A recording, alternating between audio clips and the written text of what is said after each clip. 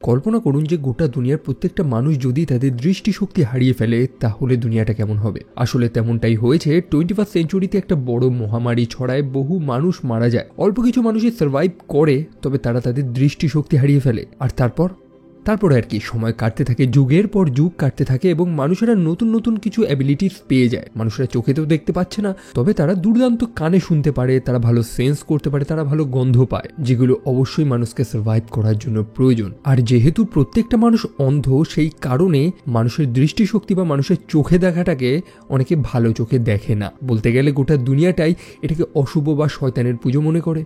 Obviously এটাই তো fact. প্রত্যেকটা মানুষ যেখানে অন্ধ সেখানে যদি একজন চোখে দেখতে পায় তাহলে কি তার অ্যাডভান্টেজ বেশি থাকবে? সে সহজেই বাকি লোকেদের হারিয়ে দিতে পারবে, যেটা থেকেই সেই অন্ধ মানুষগুলো তো ভয় পায়। এবং এমনও কথা শোনা যাচ্ছে যে মানুষের দৃষ্টি নাকি আবার ফিরে আসছে, বহু ছেলেপেলে জন্ম নিচ্ছে যারা চোখে দেখতে পাচ্ছে। আর সেটারই ভয় করে পায়ান সাম্রাজ্যের রানী কিছু সৈন্যদের পাঠিয়েছে সেই মানুষগুলোকে হত্যা করার জন্য যারা চোখে দেখতে পায়। এদেরকে আবার উইচ ফাইন্ডার বলা হয়। বাট কে জানতো যে সেই পায়ান সাম্রাজ্যের রানী অর্থাৎ কুইন কেন সে এক টাইপের পাগল, তার মাথায় সমস্যা রয়েছে। এমনকি তার রাজ্যের বিশেষজ্ঞরাও তার এগেনস্টে চলে যায়, তার বিপক্ষে কথা বলতে থাকে। সে তার নিজের সাপোর্ট হারিয়ে ফেলে, সেই কারণেই তো সে তার নিজেরই সাম্রাজ্যটাকে সম্পূর্ণ জলে ভাসিয়ে দেয়।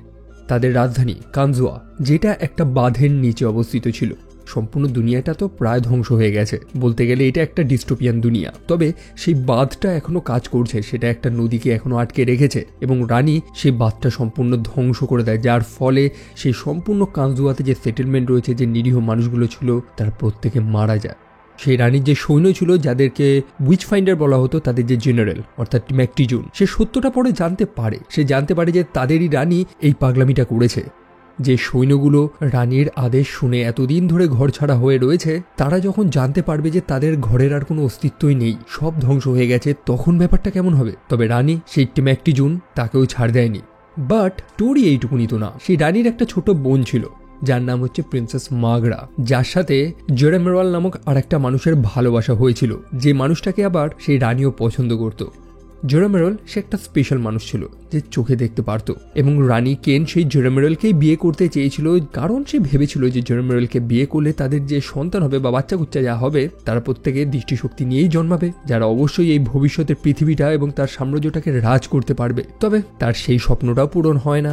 জেরেমেরল পরে তার বোন মাগরাকে বিয়ে করে, তবে সেই জেরেমেরল মাগরাকে অন্তঃসত্ত্বা করে ছেড়ে চলে যায় এবং সেই মাগরাকে ঠাঁই দিয়েছে অ্যালকানি উপজাতির কিছু মানুষেরা, যাদের লিডার হচ্ছে বাবা ভস, যে চরিত্রটাকে পোর্ট্রে করেছে জেসন মোমোয়া। বাবা ভস যেমন শক্তিশালী সাহসী একজন মানুষ, তেমনই একজন দায়িত্ববান পুরুষ। মাগরা অন্তঃসত্ত্বা জেনেও সে মাগরাকে ঠাঁই দিয়েছে, সে মাগরাকে বিয়ে করেছে এবং তার বাচ্চাদের নিজের ছেলেমেয়ের মতন বড় করেছে। তার এক ছেলে কোফু এবং এক মেয়ে হানিওয়া, তারা দুজনেই চোখে দেখতে পায়। তবে অন্যদিকে তাদের যে আসল পিতা ছিল অর্থাৎ জেরেমেরল, সে হচ্ছে এক চাপা শয়তান। সে নিজে তো চোখে দেখতে পায় এবং সে তার বীজ বহু স্থানে বপন করেছে, মানে অনেক মানুষের সাথে সে সম্পর্ক করেছে এবং তার অনেকগুলো বাচ্চা কুচ্চা রয়েছে, তারা প্রত্যেকেই চোখে দেখতে পায়। এবং জেরেমেরল এই প্রত্যেকটা ছেলে মেয়েদের নিয়ে একটা গ্রুপ বানাচ্ছে, সে একটা দল বানাচ্ছে যারা প্রত্যেকে চোখে দেখতে পায়।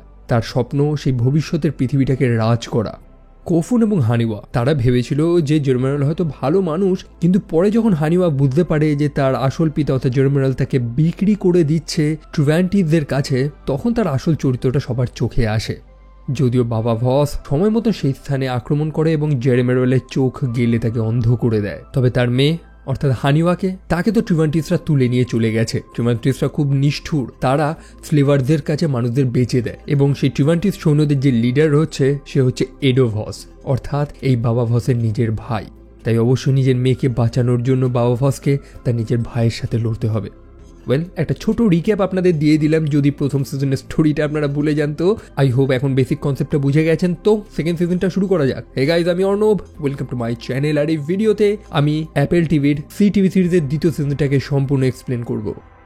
বাবা ভস ফাইনালি ট্রিভ্যান্টিসে প্রবেশ করেছে এবং ট্রিভ্যান্টিস সৈন্যদের সাথে তার মুখোমুখি হয়। ট্রিভ্যান্টিস সৈন্যরা খুবই স্কিলফুল, তবে বাবা ভস তাদের প্রত্যেককে হারিয়ে দেয়। বাবা ভসের সাথে ছিল তার ছেলে কোফু, যে এখনো পর্যন্ত লড়াইটা ঠিক মতন শেখেনি। যদিও গল্পে বহুবার এই জিনিসটা মেনশন করা হয়েছে যে কোফু চোখে তো দেখতে পায়, যেটা তাকে একটা আলাদা অ্যাডভান্টেজ দেয়, তবে লড়াই করার জন্য যে যে জিনিসগুলোর প্রয়োজন সেটা তার মধ্যে নেই, কমন সেন্স।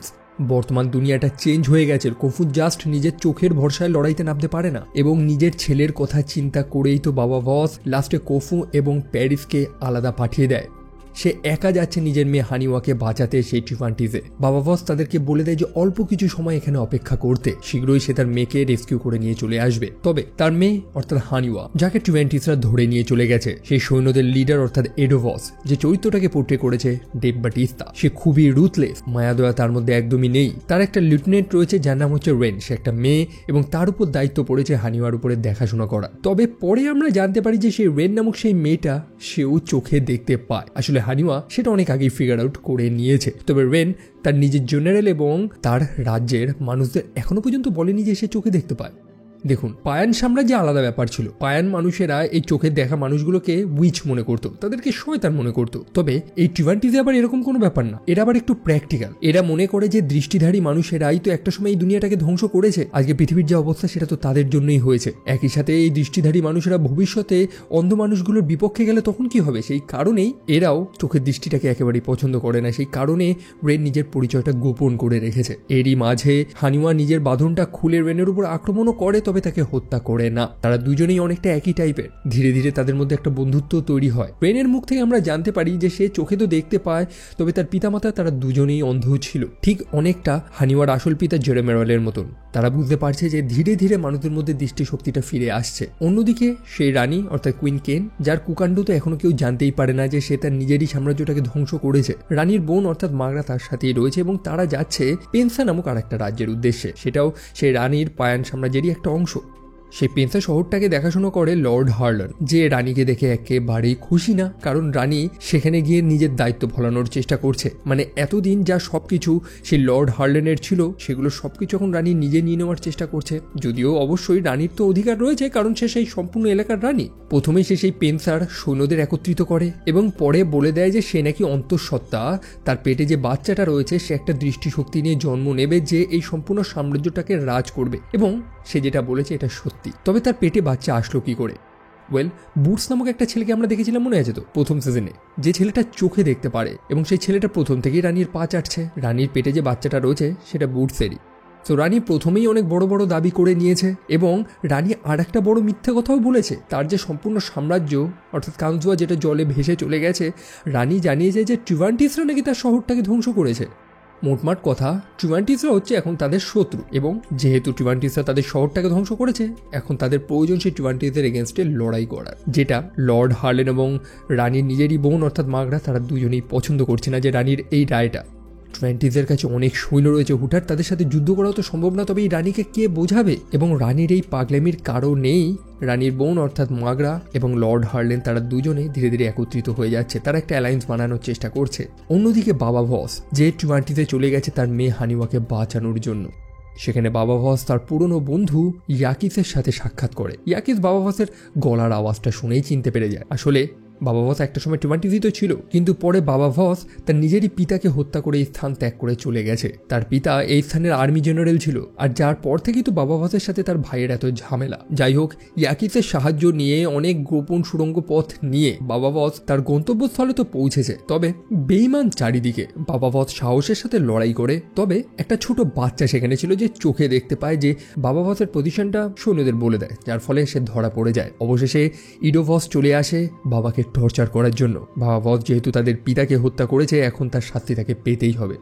অন্যদিকে মাগরা কুইন কেন অর্থাৎ তার বড় বোনের কাছে দাবি করে বসে যে যেভাবেই হোক তার বাচ্চাদের বাঁচাতে হবে। কথা মতন রানী তার বেশ কিছু সৈন্যদের পাঠিয়েছে, মানে কিছু উইচ ফাইন্ডারদের পাঠিয়েছে, যাদের কমান্ডার হচ্ছে টোড নামক আরেকজন মানুষ। তারা ফাইনালি প্যারিস এবং খোফুকে খুঁজে পায়। তবে তাদের একটাই তো দায়িত্ব, শুধু খোফুকে আনা। অন্যদিকে বাবা ভস তাদেরকে তো সেখানে কিছুদিন অপেক্ষা করতে বলেছিল, সেই কারণে প্যারিস সেখানে একা থেকে যায় এবং সেই সৈন্যরা খোফুকে নিয়ে চলে যায় পেনসার উদ্দেশ্যে। একই সাথে রানীর এক একটা পদক্ষেপ, তার ডিসিশনগুলো তার নতুন রাজ্যের এক একটা কর্মীও পছন্দ করছে না। অবভিয়াসলি কুইন কেন সে নিজের স্বার্থ ছাড়া তো কিছুই বোঝে না। তবে লর্ড হার্লেন সেও চালাক কম না। সে দেখছে যে রানী এখন তার রাজ্যে এসে তার সৈন্যগুলোকে ব্যবহার করছে এবং ইজিলি তো সে অত সহজে তো হার মেনে যাবে না। সেই কারণে সে রানীকে একটা অফার করে যে সে রানীকে বিয়ে করবে, তাহলে রানী নির্দ্বিধায় লর্ড হার্লেনের রিসোর্স আর সৈন্যদের ব্যবহার করতে পারবে। সেই সৈন্যগুলো লর্ড হার্লেনেরই কথা শুনে, তাই সে বললে সৈন্যরা এক কথায় রাজি। অন্যদিকে লর্ড হার্লেন সে অনেকটা ক্ষমতা পেয়ে যাবে। মোটমাট কথা, কুইন কেনকে সে বিয়ে করেছে। তবে রানী জানে যে সে বিয়ে করতে পারবে না, তবে সে তার বোন অর্থাৎ মাগরাকে কোনোভাবে রাজি করিয়ে নেবে। আলটিমেটলি সেও তো রাজকুমারী। অন্যদিকে আমরা হানিওয়াকে দেখতে পাই, যার দেখাশোনা করছে রেন নামক সেই মেয়েটা, যাদের দুজনের মধ্যেই বন্ধুত্ব হয়ে গেছে। রেন হানিওয়াকে নিয়ে বেরিয়েছে তাদের শহরটাকে দেখানোর জন্য। তারপর রেন হানিওয়াকে নিয়ে যায় একটা উঁচু বিল্ডিংয়ে, যেখানে এই অন্ধ মানুষগুলো ওঠার সাহসই করে না। রেন বহুদিন ধরে এই বিল্ডিংয়ের মধ্যেই থাকে, মানে এই স্থানটা তার পছন্দের একটা জায়গা, এবং সেই বিল্ডিংয়ের উপরতলাটা এখনও ইনট্যাক্ট রয়েছে, মানে মানুষদের ঘরগুলো যেমনভাবে ছিল তেমনই রয়েছে। হানিওয়াও ধীরে ধীরে অতীতের মানুষদের ব্যাপারে অনেক কিছু জানতে পারে, তাদের লাইফস্টাইল, মানুষদের লেখা গল্পের বইগুলো তারা পড়তে থাকে। সেখানে অ্যালাইস ইন দ্য ওয়ান্ডারল্যান্ডের গল্পের বই একটা ছিল। তবে হানিওয়া এবং রেন তারা দুজন বন্ধু পর্যন্ত তো ঠিক ছিল, কিন্তু আচমকা তাদেরকে লেসবিয়ান বানিয়ে দিল। হোয়াট দ্য যাই হোক, বাবা বস তো এখন ট্রিভান্টিসের হাতে, তার উপরে টর্চার করা হচ্ছে। তার ভাই ইডোভস তাকে জানিয়েছে যে তার মেয়ের সাথেও তেমনই আচরণ করা হবে, তাকেও ঠিক ততটাই কষ্ট দেওয়া হবে, ঠিক যতটা কষ্ট ইডোভস পেয়েছিল। ইডোভস জানায় যে সে হানিওয়াকে তার লোকেদের হাতে ছেড়ে দেবে, যাকে শুধু বাচ্চা জন্ম দেওয়ার জন্যই ব্যবহার করা হবে। হানিওয়া চোখে দেখতে পায় সম্ভবত সে কিছু দৃষ্টিশক্তিওয়ালা বাচ্চার জন্ম দেবে, আর এরকম ভাবেই চলতে চলতে যখন একটা সময় হানিওয়া আর পারবে না, তখন সে হানিওয়াকে হত্যা করে দেবে। ইডোভসের চোখে সেই রাগ ঘৃণাটা আমরা স্পষ্ট লক্ষ্য করতে পারি, আর রিয়েলি এই সিনটা দেখার পরেই তাকে একটা পিওর কোল্ড ব্লাডেড ভিলেন মনে হচ্ছিল। তবে রেন নামক সেই মেয়েটা, সে জানে যে এই জিনিসটা খারাপ হচ্ছে, একই সাথে হানিওয়ার সাথে তার এখন একটা সম্পর্ক রয়েছে, সেই কারণে সে হানিওয়া এবং বাবা বসকে সেখান থেকে পালাতে সাহায্য করে। ও বাই দ্য ওয়ে, বাবা বসকে যে জেলখানাটায় রাখা হয়েছিল তার পাশের সেলেই বাবা বসের পুরনো আর একটা শত্রু রয়েছে, অর্থাৎ টিম্যাকটিজুন, সেই উইচ ফাইন্ডার জেনারেল। সে এখনো বেঁচে রয়েছে এবং ট্রিভান্টিসরা তাকে ধরে আটকে রেখেছে। বাবা বস তো পারলে তাকে হত্যা করে ফেলবে, তবে টিম্যাকটিজুন জানায় যে সে এখন তাদের শত্রু না। তার রানী স্বয়ং তার সাথে বিশ্বাসঘাতকতা করেছে, তার রানী তাকে হত্যা করার চেষ্টা করেছে এবং সে বদলা নিতে চায়। তারা দুজনেই যখন একে অপরের শত্রু না, সেই কারণে তারা দুজন কোঅপারেট করা শুরু করে। পরে বাবা বসের হাতে সুযোগও ছিল তার ভাই এডোকে হত্যা করার, তবে বাবা বস তাকে হত্যা করে না, কারণ সে জানে যে তার ভাই তাকে ঘৃণা করে একটা নির্দিষ্ট কারণে। তো যাই হোক, সেই রেন নামক মেয়েটার সাহায্যেই বাবা বস, হানিওয়া এবং টিম্যাকটিজুন তারা সেই ট্রিভান্টিসের এলাকা থেকে পালাতে সক্ষম হয়। অন্যদিকে আমরা জোরা মরালকে দেখতে পাই, যাকে বাবা বস অন্ধ করে দিয়েছিল এবং সেই জিনিসটা মেনে নিতেই পারছে না। সে তার ছেলেপেলেদের বলছে যে বই ঘাটাঘাটি করতে, এটা চিকিৎসা বার করতে, তবে সম্ভব না, তার ড্যামেজটা পার্মানেন্ট, সে আর কোনোদিন দৃষ্টিশক্তি ফিরে পাবে না, এবং সে তার এই অক্ষমতাটাকে এখন গোপন করার চেষ্টা করছে যাতে ট্রিভান্টিসরা কোনোদিন জানতে না পারে। ট্রিভান্টিসরা তাকে এতদিন দাম দিত কারণ সে চোখে দেখতে পায়। অন্যদিকে সে রানী কেন, যে গোটা দুনিয়াকে ঢাকঢোল পিটিয়ে বলে দিয়েছিল যে সে অন্তঃসত্ত্বা এবং সে একটা বাচ্চার জন্ম দেবে যে চোখে দেখতে পারবে, তবে সম্ভবত তার মিসক্যারেজ হয়ে গেছে, এবং সে প্রবল ফার্স্ট স্টেশনে সে বুটস নামক সেই ছেলেটাকে হত্যা করে ফেলে। অন্যদিকে বাবা বস এবং হানিওয়া তারা দুজনেই কোনোভাবেই টিম্যাকটিজুনকে মেনে নিতে পারছে না, কারণ যে মানুষটার থেকেই তারা এতদিন ধরে পালিয়েছে সে মানুষটা এখন তাদের বন্ধু হয়ে গেছে। জিনিসটা সত্যি তাদের কাছে মেনে নেওয়াটা খুবই কঠিন, তবে টিম্যাকটিজুন তাদের প্রমাণ করেই দিয়েছে যে এখন সে তাদের শত্রু না। একই সাথে হানিওয়া হচ্ছে প্রিন্সেস মাগরারই তো মেয়ে, যেটা শুনতে পেয়ে হানিওয়া আরও অবাক হয়ে যায় যে তার মা মাগরা সে রাজকুমারী, এতদিন তো সেই ব্যাপারে কিছুই জানতো না। যাই হোক, বাবা বস এখন সেই স্থানটাতে গিয়ে পৌঁছায় যেখানে সে প্যারিস এবং খোফুকে ওয়েট করতে বলেছিল, অপেক্ষা করতে বলেছিল, তবে সেখানে তো তারা নেই। যাই হোক, খোফু তাদের জন্য কিছু চিহ্ন ছেড়ে দিয়ে গেছে। তারা বুঝতেই পেরে যায় যে খোফু এই মুহূর্তে পেনসাতে রয়েছে, একটা সুন্দর বড় সাম্রাজ্য, এবং টিম্যাকটিজুন ভেবেই নিয়েছে যে রানী সম্ভবত সেই পেনসাকে এখন তার নতুন রাজধানী বানিয়েছে। রানী চলে যায় তার বোন মাগরার কাছে সেই সুসংবাদটা দিতে যে খোফুকে পাওয়া গেছে, তবে মাগরা এটাও বুঝতে পারে যে কুইন কেন তার বাচ্চাটাকে হারিয়েছে। কুইন কেন তাকে সাবধান করে দেয় যে এই কথা যাতে বাইরে না ছড়ায়, অলরেডি সে অ্যানাউন্সমেন্ট করে দিয়েছে গোটা দুনিয়ার কাছে, এবং রানী ইনডাইরেক্টলি তাকে থ্রেট করে যে এই কথা যদি বাইরে ছড়ায় তাহলে বিপদটা হয়তো মাগরার ছেলে খোফুনের উপরে আসতে পারে। সে খারাপ কিছু করবে না, তবে দেশের মানুষেরা রানীর উপর দিয়ে ভরসা হারিয়ে ফেলবে তারা যদি ভুলভাল কিছু করে দেয়। এখন দেশের মানুষদের মন জয় করার জন্য বা তাদেরকে দলে আনার জন্য তাদেরকে একটা অ্যালায়েন্স বানাতে হবে। এই রাজ্যের মানুষেরা লর্ড হার্ল্যান্ডকে মানে তার কথা শুনে, তাই মাগরা যদি লর্ড হার্ল্যান্ডকে বিয়ে করে ফেলে তাহলে অবশ্যই এটা তার রাজ্যের জন্য অনেক ভালো। বিয়েটা সত্যিকারের বিয়ে না, জাস্ট অ্যালায়েন্স হবে যাতে দুটো দল একত্রিত থাকতে পারে। কথাটার মানে এটাই যে মাগরা তো বাবা ভসকে ভালোবাসে, বাবা ভস তার স্বামী, সে কি করেই আর একটা বিয়ে করবে। অন্যদিকে বাবা ভস, টিম্যাকটিজুন, হানিওয়া তারা যেতে যেতে কিছু মানুষের সম্মুখীন হয় যারা খুবই হস্টেল, তাদের উপরে আক্রমণ করে। তবে সেই মুহূর্তে একটা গ্রুপ চলে আসে তাদেরকে বাঁচানোর জন্য, যে গ্রুপটাকে বলা হয় দ্য কম্পাস, এবং প্যারিস সেও তাদের সাথেই ছিল। বাই দ্য ওয়ে, যারা নতুন দেখছেন তাদেরকে বলে দিই যে এই প্যারিস হচ্ছে একটা গুরুত্বপূর্ণ চরিত্র, তার কিছু অ্যাবিলিটিস রয়েছে, সে অনেক কিছু সেন্স করতে পারে, সুখে সবকিছু বলে দিতে পারে, এবং এই প্যারিসই কিন্তু বাবা ভসকে বড় করেছে। যাই হোক, তারাও টিম একজনকে সেখানে থেকে অবাক হয়ে যায় যে এই উইচ ফাইন্ডার জেনারেল এখানে কি করছে, যাকে প্রথম সিজনে আমরা ভিলেন রূপেই দেখেছিলাম। তবে বাবা বস জানিয়ে দেয় যে না, এই মানুষটা এখন তাদেরকে সাহায্য করবে, তার উপর যাতে কেউ আক্রমণ না করে। তো এখন প্রশ্ন হচ্ছে যে দ্য কম্পাস নামক এই যে গ্রুপটা বা এই মেয়েগুলো, তারা আসলে কারা? প্যারিস জানায় যে প্রায় 200 বছর আগে বহু মানুষ জন্ম নিয়েছিল চোখের দৃষ্টি নিয়ে। তবে চোখের দৃষ্টিটাকে বহু মানুষের শয়তান মনে করত এবং রাজার আদেশে তাদেরকে খুঁজে খুঁজে হত্যা করা হতো। হত্যা কারা করতো? অবশ্যই এই উইচ ফাইন্ডাররাই। তবে অবশ্যই যে মায়েরা এই বাচ্চাগুলোকে জন্ম দিয়েছে তারা কখনোই তো চাইবে না যে তাদের বাচ্চারা মারা যাক। সেই কারণে এই মায়েরা একটা গ্রুপ বানিয়েছিল, দ্য কম্পাস, যাদের একমাত্র কাজ ছিল এই ধাঁচের মানুষদের প্রোটেক্ট করা যারা চোখে দেখতে পায়। সময়ের পর সময় কাটতে থাকে এবং একটা সময় প্যারিসও এই গ্রুপেই জয়েন করে। সেই কারণে প্রথম সিজনেই আমরা দেখেছিলাম যে প্যারিস কিন্তু প্রথম থেকেই খোফু এবং হানিওর উপরে খুব দেখাশোনা করছিল, তাদেরকে যত্ন নিচ্ছিল।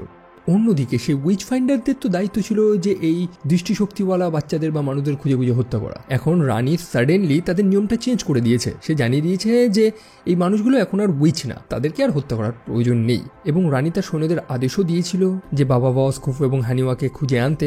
যদিও তারা শুধু খোফুকেই খুঁজে পেয়েছে, তবে বহু উইচ ফাইন্ডার তারা তো প্রতিজ্ঞা নিয়েছিল যে এই দৃষ্টিশক্তিধারী মানুষদের সাহায্য করবে না। এখন তারা এই কাজটা তাহলে কেন করছে? আর এই একটা জিনিস নিয়ে তাদের মধ্যে তর্কাতর্কি বাঁধে। তাদের কমান্ডার টডের সাথে তার লেগে যায় মারপিট, কারণ তারা লুকিয়ে খোফুকে হত্যা করার চেষ্টা করেছিল। টডের কাছে ব্যাপারটা খুবই কনফিউজিং, কারণ টড নিজেও একজন উইচ ফাইন্ডার যে জন্ম থেকে প্রতিজ্ঞা নিয়েছিল যে এই মানুষগুলোকে খুঁজে খুঁজে হত্যা করবে। এখন রানী তার নিয়মটা চেঞ্জ করে দিয়েছে। রানীর আদেশ তাকে তো পালন করতেই হবে। একই সাথে তার যে দুই সঙ্গী যারা টডের খুব বিশ্বস্ত মানুষ ছিল, এখন তারা টডের এগেনস্টে চলে গেছে, তারা টডের সাথ দিচ্ছে না। এই প্রত্যেকটা জিনিস একসাথে ব্যালেন্স করা সত্যি টডের পক্ষে খুবই কঠিন ছিল। অন্যদিকে জেরামেরল সে যেটা ভয় করেছিল সেটাই হয়েছে। এডোভস সেখানে চলে এসেছে, যে জানতে পেরে গেছে যে জেরামেরল অন্ধ হয়ে গেছে। সেই কারণে সে জেরামেরলের গলা কেটে তার হত্যা করে দেয়। তবে তার ছেলে ওলোমানকে সে জ্যান্ত রেখেছে, কারণ সে এখনো চোখে দেখতে পাচ্ছে। সে 20-এর একজন সায়েন্টিস্ট রয়েছে, অর্থাৎ টোরমাডা, তার আন্ডারে এখন ওলোমান কাজ করবে। ওলোমানের দায়িত্ব হচ্ছে যে প্রাচীনকালে সব বই ঘাটাঘাটি করা, মানুষদের সায়েন্সটাকে ভালো মতন শেখা, যে প্রযুক্তির ব্যবহার এখন 20রা করবে। অন্যদিকে সেই দুই সৈন্য, অর্থাৎ সেই দুই উইচ ফাইন্ডার যারা খোফুকে সঙ্গ দেওয়া থেকে মানা করে দিয়েছিল, তারা নিজ রাজ্য ত্যাগ করে চলে যায় এডোভসের সাথে সাক্ষাৎ করতে। এডোভসকে সব সত্য কথা জানিয়ে দেয় যে পায়ান রাজ পরিবারে একটা ছেলে এবং একটা মেয়েও রয়েছে যারা চোখে দেখতে পায়। একটার ব্যাপার তো এডোভস জানে, অর্থাৎ হানিওয়া, এবং আর একটা হচ্ছে খোফু। রানী কেনের মতন এডোভাসও কিন্তু আবার সেই পায়ান সাম্রাজ্যের সাথে লড়াই করতে চায়। তবে তাদের যে গ্রুপ রয়েছে, অর্থাৎ যারা সেই 20 সাম্রাজ্যটা দেখাশোনা করে, যাদেরকে দ্য ট্রায়াঙ্গেল বলা হয়, তারা পায়ানদের সাথে যুদ্ধ এই মুহূর্তে করতে চায় না। কারণ 20 বর্তমানে অলরেডি গ্যানিটস নামক আর একটা রাজ্যের সাথে যুদ্ধে জড়িয়ে রয়েছে, যারা ওয়েস্টে রয়েছে। তাই 2 ফ্রন্ট ওয়ার, অর্থাৎ দুদিকে একসাথে যুদ্ধ করাটা এই মুহূর্তে তাদের পক্ষে খুব দামি হয়ে যাবে। এডোভাস মনে করছে যে সেই রাজ পরিবারে যদি দুটো সাইটের চিলড্রেন থাকে, অর্থাৎ রাজকুমারী মাগরার একটা ছেলে একটা মেয়ে রয়েছে, তারা দুজনেই বড় হয়ে গেছে এবং তারা দুজনেই রাজ পরিবারের ভবিষ্যতে যখন তারা এই পায়ান সাম্রাজ্য তাকে লিড করবে, তখন তাদের সাথে জেতাটা খুব কঠিন হয়ে যাবে। তারা দুজনেই চোখে দেখতে পায়। তবে এডোভাসের কথাটা কেউ পাত্তা দেয় না। অন্যদিকে খোফু ফাইনালি সেই পেনসাতে ফিরে এসেছে। এসেই সে তার মা মাগরার সাথে সাক্ষাৎ করে। তবে এখানে হয়েছে আর এক কাণ্ড। সে একটার পর একটা নতুন সত্য জানতে পারছে যে তার মা নাকি সেই পায়ান সাম্রাজ্যের রাজকুমারী ছিল। একই সাথে তার মা মাগরা রিসেন্টলি বিয়ে করতে চলেছে লর্ড হার্লানের সাথে, যেটা সে মেনে নিতেই পারছে না। যে বাবা বস তো অলরেডি তার স্বামী, তাহলে তার মা কেন বিয়ে করছে? অবশ্যই মাগরা তাকে বোঝানোরও চেষ্টা করে যে এটা আসল বিয়ে না। তবে খোফু তার মাথা তো ঠিকঠাক কাজ করছে না, ব্রোকেন মাইন্ড। আর যেটারই সাহায্য নিয়েই রানী কেন তার মগজ ধোলাই করা শুরু করে। সে খোফুনের সিম্প্যাথি পাওয়ার চেষ্টা করে, যাতে খোফু মনে করতে থাকে যে রানী কেন ভালো। যাই হোক, খোফু তো ফিরে এসেছে। এখন মাগরা চিন্তা করছে যে তার স্বামী এবং তার মেয়েটা কোথায়। সেই কারণেই মাগরা লর্ড হার্লানের সাহায্য নেয়। লর্ড হার্লানের ভাই, অর্থাৎ কেরিগেন, যে কিছু স্মাগলিংয়ের কাজ করে। মাগরা জানতে পেরেছে যে তার মেয়েকে 20রা তুলে নিয়ে গেছে এবং তাকে বাঁচানোর জন্যই তার স্বামী বাবা ভস সেখানে গেছে। এবং তাদের দুজনকে বাঁচিয়ে আনার জন্য বা তাদের দুজনকে কোনোভাবে স্মাগল করিয়ে আনার জন্য রানী তখন ক্যারিগেনকে রিকোয়েস্ট করতে থাকে এবং ক্যারিগেন রাজি হয়ে যায়। তবে বাবা ভস সে তো আর সেখানে নেই, সে এই পেনসার উদ্দেশ্যেই তো ফিরছিল। তবে সে খুবই অসুস্থ ছিল, যেমনটা জানি তার উপর খুব টর্চার করা হয়েছে। তার সারা পিঠে চাবুক মেরে মেরে চিড়ে ফেলা হয়েছে, গা হাত পা গরম, তার সারা গায়ে জ্বর, সে চলতে পারছে না। সেই কারণেই তার চিকিৎসা প্রয়োজন। তাকে নিয়ে যাওয়া হয় নিকটবর্তী আর একটা গ্রামে, যেটা হচ্ছে ভ্যালিয়ার টেরিটরি। সেখানে পৌঁছানোর পর সেই বোলামন নামক মেয়েটার সাথেও তাদের সাক্ষাৎ হয়, যাকে প্রথম সিজনেই দেখেছিলাম। মেয়েটা প্যারিস এবং বাবা বসকে দেখতে পেয়ে খুবই খুশি এবং মেয়েটা বর্তমানে একটা হিলার যে মানুষের চিকিৎসা করে। তবে ম্যাকটিজুন যে সেখানে রয়েছে এই কথাটা যাতে কেউ না জানতে পারে, মোটামুটি এই উইচ ফাইন্ডাররা যা জ্বালাতন করেছে মানুষগুলোকে, এখন এরা যদি জানতে পারে যে টিম্যাকটিজুন এখানে রয়েছে, অবশ্যই তার জীবনটা তো থাকবে না। অন্যদিকে টিম্যাকটিজুন সে নিজেও বুঝতে পেরেছে যে সে অনেক পাপ করেছে। যে মানুষগুলো এখন তাকে আশ্রয় দিয়েছে, যে মানুষগুলো এখন তাকে সাহায্য করছে, সেই মানুষগুলোর উপরেই তো সে একটা সময় অনেক খারাপ নির্যাতন করেছিল। প্রত্যেকটা মৃত মানুষের আর্তনাদ এখনো তার কানে বাজছে এবং সে চলে যায় নিজের ভুলটা স্বীকার করার জন্য। তবে বাবা বস তাকে আটকে দেয়। বাবা বস তাকে জানায় যে এখন সঠিক সময় না। প্যারিসও তাকে পরে জানায় যে টিম্যাকটিজুনের যদি মরার সত্যি এত শখ হয়ে থাকে তো সে ভবিষ্যতে অনেক সুযোগ পাবে। অন্যদিকে রানী কেন তার রানীত্ব ফলিয়ে বেড়াচ্ছে। রাজ্যে সৈন্য তো নেই, তা সত্ত্বেও সে মানুষদের ফোর্স করে যাচ্ছে আরো সৈন্য পাঠানোর জন্য। মানে চাষবাস করার প্রয়োজন নয়, না খেতে পেয়ে মরুক, তবে তার সৈন্য প্রয়োজন, কারণ সে চায় সে টিভেন্টিসের সাথে যুদ্ধ করতে। মাগরা থেকে অনেকবার করে বোঝায়। মাগরা জানায় যে ব্যাপারটা বোঝাপড়া করেও তো সল্টানো সম্ভব, তবে রানীর শয়তানি বুদ্ধি, তাকে আর কে আটকাবে। অন্যদিকে এডোভস সেও কিন্তু পায়ান সাম্রাজ্যের সাথে কোনো ভালো সম্পর্ক চায় না। রিসেন্টলি এই পায়ান এবং ট্রেন্সিসদের মধ্যে একটা শান্তি চুক্তি হবে এবং সে চায় যে চুক্তিটা ভেঙে যাক। সেই কারণেই সে রেনকে একটা হাতে ছুরি দিয়ে পাঠাচ্ছে। রেন সেই শান্তি চুক্তির মাঝে যদি কাউকে হত্যা করে তাহলে অবশ্যই এই দুটো রাজ্যের মধ্যে যুদ্ধ তো হবেই। যাই হোক, বাবা ভস এবং তার মেয়ে বাকিরা পেনসাতে ফিরে এসেছে। বাবা বস ফাইনালি মাগরার সাথে সাক্ষাৎ করে। তবে সে যখন জানতে পারে যে মাগরা ইদানিং বিয়ে করেছে এবং যখন লর্ড হার্ল্যান্ডের কথা সে জানতে পারে, স্বাভাবিকভাবেই সে রেগে যায়। যদিও মাগরা তাকে কোনো মতে কনভিন্স করিয়েছে, সে জানে যে তাদের বিয়েটা আসল না, এটা জাস্ট একটা অ্যালায়েন্স। মাগরা এখনও বাবা বসকেই ভালোবাসে। অন্যদিকে টিম্যাকটিজুন যে গোপনে এই স্থানে এসেছে, সে পারলে তো রানীকে হত্যাই করে ফেলবে, তবে তার আগে তার সেই পুরনো সৈন্যদের একত্রিত করতে হবে যারা একটা সময় তার হয়ে কাজ করত। অন্যদিকে টোড নামক সেই মানুষটার উপরে দায়িত্ব পড়েছে খোফুকে লড়াই করা শেখানো। খোফু চোখে তো দেখতে পায়, তবে ভালো লড়াই করতে পারে না। খোফু নিজেও টোডকে ভালোবাসে, কারণ টোড খোফুকে বাঁচানোর জন্য নিজের জীবনটা পর্যন্ত দিয়ে দিচ্ছিল এবং অবশেষে প্যারিসের রিকোয়েস্টে টোড রাজি হয়ে যায়। অন্যদিকে লর্ড হার্ল্যান্ডের জন্য একটা দুঃসংবাদ এসেছে। সে তার ভাই ক্যারিগেনকে তো পাঠিয়েছিল সেই টিম্যাকটিসে, তবে সে আর ফিরে আসেনি। টিম্যাকটিসদের হাতে ধরা পড়ে গেছে এবং শুধু তার কাটা গলাটা শুধু পাঠানো হয়। লর্ড হার্ল্যান্ড দুঃখে ভেঙে পড়ে। অন্যদিকে রানী কেন তার মাথায় চলছে আলাদা প্ল্যান। সে খোফুর উপরে নজর রেখেছে, সে খোফুর সাথে একটা আলাদা সম্পর্ক বানানোর চেষ্টা করছে। যেমনটা বললাম, খোফু এই মুহূর্তে খুবই কনফিউজ। সে জানে না যে কে সত্যি বলছে কে মিথ্যে বলছে। খোফু তো নিজের মায়ের ব্যাপারে অর্থাৎ মাগরার ব্যাপারে অনেক নতুন নতুন সত্যি জানতে পেরেছে। এখন ভালো খারাপটা সে এখন কিভাবে জাজ করবে, আর এটারই সুযোগ রানী নিয়েছে। পরের দিন তারা চলেছে, সেই শান্তি চুক্তি হবে। রানী নিজে তো যাবে না, তবে রানীর হয়ে প্রতিনিধিত্ব করবে তার নিজের বোন মাগরা। তবে প্যারিস একটা দুঃস্বপ্ন দেখেছে। প্যারিস কিন্তু ভিশন দেখতে পায়। সে দেখতে পায় যে জিনিসটা ভবিষ্যতে হতে চলেছে। সে দেখছে যে সেই শান্তি চুক্তিতে কোনো একটা বিশ্বাসঘাতকতা হবে। সে হানিওয়াকে বলে যেভাবেই হোক তৎক্ষণাৎ গিয়ে তার মাকে সাবধান করতে। যাই হোক, সেই শান্তি চুক্তি বসেছে। ট্রিভেন্টিস এবং পায়ানরা তারা আলোচনা করছে। দেখুন, ট্রিভেন্টিসরা তো স্পষ্ট বলেই দিয়েছে যে সেই কানজুয়াতে তারা আক্রমণ করেনি। আমরাও দেখেছিলাম যে স্বয়ং রানী তো তার রাজ্যটাকে ধ্বংস করেছে। যেখানে তারা পায়ানের উপরে আক্রমণ করতেই চাইছে না, এখানে শান্তি চুক্তির প্রসঙ্গটা আসছেই বা কি করে? একই সাথে ইদানিং ট্রিভেন্টিসরা সেই লর্ড হার্ল্যান্ডের ভাইয়ের কাটা গলা পাঠিয়েছে। শান্তি চুক্তি হওয়াটা তো এত সহজ না। তবে লর্ড হার্ল্যান্ড সে একটা আলাদা প্ল্যান করেছে। সেও চায় না যে যুদ্ধ হোক, তবে তাদের রানী তো উঠে পড়ে লেগেছে। রানী যেভাবেই হোক ট্রিভেন্টিসদের ছোট করে দেখাতে চায়। এখন ট্রিভেন্টিসদের কিভাবে ছোট করতে হবে? যেভাবেই হোক এমন দেখাতে হবে যে ট্রিভেন্টিসরা ক্ষমা চাইছে। ট্রিভেন্টিসরা যাতে ক্ষমা চায় যে তারা সেই কানজুয়াতে আক্রমণ করেছিল, যদিও তারা করেনি। লর্ড হার্ল্যান্ড তাদেরকে ভয় দেখাতে থাকে যে তাদের রানীর তো মাথা খারাপ আছে, সে যখন তখন ট্রিভেন্টিসদের উপর আক্রমণ করে দেবে। অলরেডি ট্রিভেন্টিসরা যুদ্ধে জড়িয়ে রয়েছে সেই গ্যানাইটদের সাথে। এখন যদি পায়ানদের সাথে যুদ্ধে জড়িয়ে পড়ে তখন কি হবে? অবশ্যই ট্রিভেন্টিসরা এই মুহূর্তে পায়ানদের সাথে যুদ্ধ তো চায় না। সেই কারণে একটা মিথ্যে ক্ষমা তারা চেয়ে নিতে পারবে।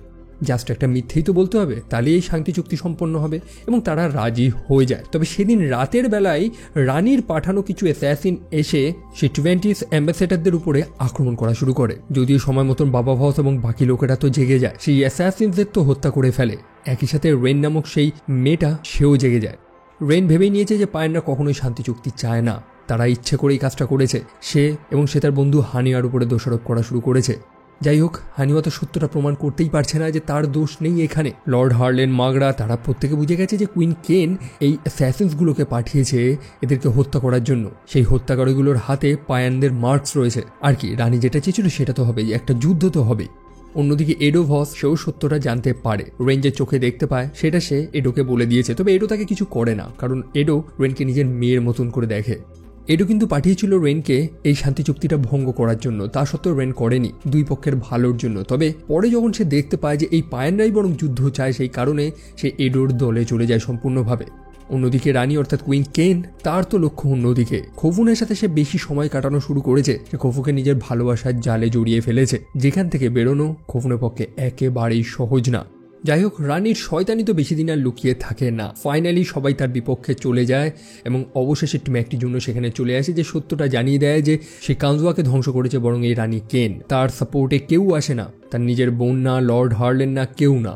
রানীকে মৃত্যুদণ্ড অবশেষে দেওয়া হয়। তবে প্যারিস ফিল করতে পারে যে সে অন্তঃসত্ত্বা, তার পেটে বাচ্চা রয়েছে।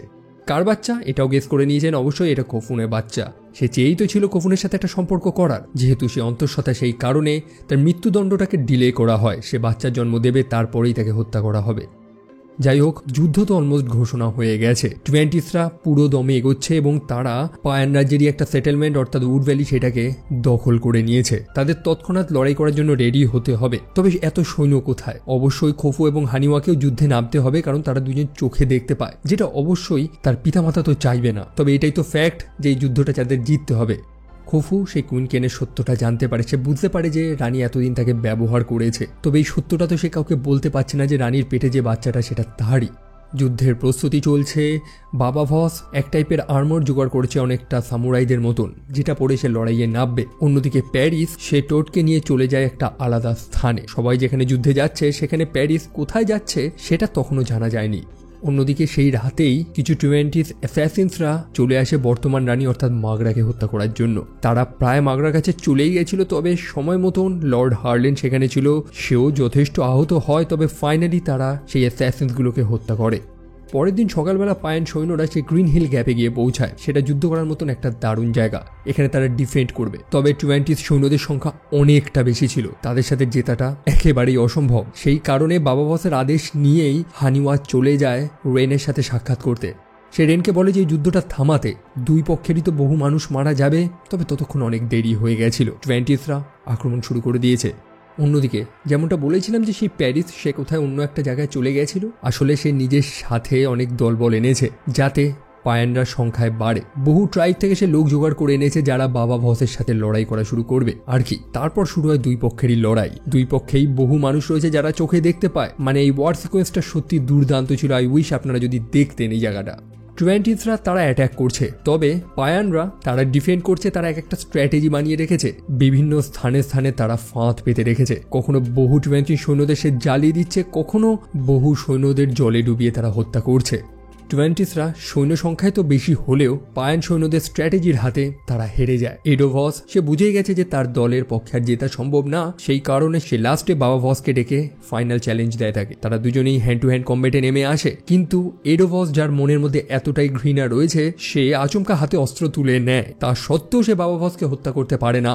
বাবা ভস যে প্রতিজ্ঞা নিয়েছিল যে সে তার ভাইকে হত্যা করবে না, তার ভাই তাকে ঘৃণা করে, যেটারও অনেক যুক্তি রয়েছে, কিন্তু সে তার ভাইকে ভালোবাসে, সে তার ভাইকে হত্যা করতে পারবে না। তবে এডো ভস তার সেই প্রতিজ্ঞা ভেঙে দেয়। বাবা ভস নিজের আত্মরক্ষা করার জন্যই এডোকে অবশেষে হত্যা করে ফেলে। যদিও এডো মৃত্যুর আগে সত্যটা জানতে পারে যে বাবা ভস এডোকে বাঁচানোর জন্যই তাদের পিতাকে হত্যা করেছিল। তাদের পিতা স্বয়ং বাবা ভসকে আদেশ দিয়েছিল এডোকে হত্যা করার জন্য। তবে ততক্ষণে তো অনেক দেরি। এডো তার শেষ নিঃশ্বাস ত্যাগ করে। যুদ্ধে বহু সৈনিক নিজেদের বলিদান দেয়। টড নামক সেই মানুষটা যে খোফুকে খুব ভালো লড়াই করাই শিখেছে, সে খোফুকে বাঁচাতে গিয়েই নিজের বলিদান দেয়। অন্যদিকে রেন নামক সেই মেয়েটা সেও পায়ান সৈন্যদের হাতে ধরা পড়ে গেছে। তবে হানিওয়া তাকে মুক্ত করে দেয়। সে জানে যে রেন ভালো একটা মেয়ে, বিশেষ করে টিভেন্টিসের হাত থেকে বাঁচতে তো রেনই তাকে সাহায্য করেছিল। যদিও খোফু সেই জিনিসটা একেবারেই খুশি না যে একটা টিভেন্টিক সৈন্যকে সে কেন ছেড়ে দিল। পেন্সার রাজ্যে এখন একটা শান্তি নেমে এসেছে। মাগরা এখন তাদের নতুন রানী। তবে যেহেতু সাইটেড মানুষেরা অর্থাৎ যে মানুষেরা চোখে দেখতে পায় তাদেরকে আর এখন উইচ হিসাবে ধরা হয় না, সেই কারণে উইচ ফাইন্ডারদের আর কোনো প্রয়োজন নেই, যে জিনিসটা অনেক মানুষেরই পছন্দ হয় না। তাদেরকে অফার দেওয়া হয় যে তারা চাইলে সসম্মানে সৈন্যদলে যোগ করতে পারে। তবে তারা উইচ ফাইন্ডার হিসাবেই তো প্রতিজ্ঞা নিয়েছিল, যে প্রতিজ্ঞা তারা এখন ভাঙতে পারবে না। সেই কারণে তারা টিম্যাকটিজনের দল ছেড়ে চলে যায়। অন্যদিকে বাবা ভস সে তার দায়িত্ব পালন করে নিয়েছে। তার এত লড়াই সবকিছু তার ছেলে মেয়েগুলোর জন্যই তো। তারা এখন নিরাপদ, তাই বাবা ভসের হয়তো আর প্রয়োজন হবে না। লর্ড হার্লেন বাবা ভসকে থাকতে বলে সেখানে, কারণ সে একজন ভালো যোদ্ধা। তবে এই লড়াই এই টাইপের জীবন থেকে সে অবসর নিতে চায়, সেই কারণে বাবা ভস সেখান থেকে বেরিয়ে পড়ে। অন্যদিকে ওলোমানকে আমরা দেখতে পাই। ওলোমান অর্থাৎ জেরামেরওয়ালের ছেলে, যে চোখে দেখতে পায়, যাকে সেই টুভ্যান্টিসরা তুলে নিয়ে গেছিল। সে এখন টুভ্যান্টিসদের নানান জিনিস শেখাচ্ছে। সে চোখে দেখতে পায়, মানুষদের লেখা বইগুলো পড়ে পড়ে সে অনেক কিছু শিখেছে। সে বোম বানানো শিখেছে। অবশ্যই টুভ্যান্টিসদের কাছে একটা শক্তিশালী অস্ত্র চলে এসেছে এখন। অন্যদিকে আমরা প্যারিসকে দেখতে পাই যে কুইন কেনের সাথে সাক্ষাৎ করতে যায়। কুইন কেনকে এখনো জ্যান্ত রাখা হয়েছে কারণ তার পেটে একটা বাচ্চা রয়েছে। তবে কুইন কেন, যার স্বভাবটা এখনো চেঞ্জ হয়নি, নিজের বাঁধন তো মুক্ত করতে পারেনি, তবে তার কাছে একটা সিক্রেট ছুরি রয়েছে যেটা দিয়ে সে এর আগেও বহু মানুষকে হত্যা করেছে। তো সেটা দিয়েই সে প্যারিসের গলা কেটে হত্যা করে ফেলে। আমরা প্রত্যেকেই মোটামুটি কুইন কেনের শেষ দেখার অপেক্ষায় ছিলাম যে ফাইনালি তাকে কিভাবে জব্দ করা যেতে পারে, সে কিভাবে মরবে। তবে হয়তো এটা শেষ আমরা তৃতীয় সিজনে দেখতে পারবো। ডোন্ট ওয়ারি, তৃতীয় সিজন আমার চ্যানেলে চলে আসবে। সো ভিডিও এইটুকুনি ছিল। কেমন লেগেছে স্টোরি আমাকে ডেফিনেটলি জানাবেন। আমাকে সোশ্যাল মিডিয়া লাইক ফেসবুক, ইনস্টাতে ফলো করতে একদমই ভুলবেন না। লিঙ্কগুলো ডিসক্রিপশনে রয়েছে। আর এই ভিডিও আপাতত এইটুকুই। দেখা হচ্ছে আবার আরেকটা ভিডিওতে। টিল দেন ভালো থাকবেন, সাবধানে থাকবেন। Take care and bye by.